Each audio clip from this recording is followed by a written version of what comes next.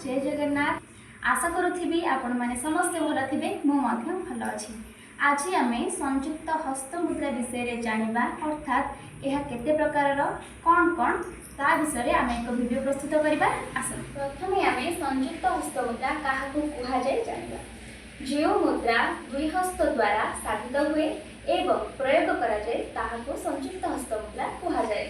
यह मुख्यतः 23 प्रकार यथा अंजलि, कपोता, कर्कट, स्वस्तिक, स्वस्तिक, दोलाहस्त, दोलाहस्त, पुष्पपूट, उत्संग, शिवलिंग, कटकावर्धन, कर्तरी, स्वस्तिक, सकट, शंख, चक्र, संपुट, पास, कीलक, मत्स्य, कूर्म, वराह, गरुड़, नागबंध, खट्व, भेरुंड। आशा करुच्ची ये भिडियोटी आपण मानक समस्त को बहुत भल लगी।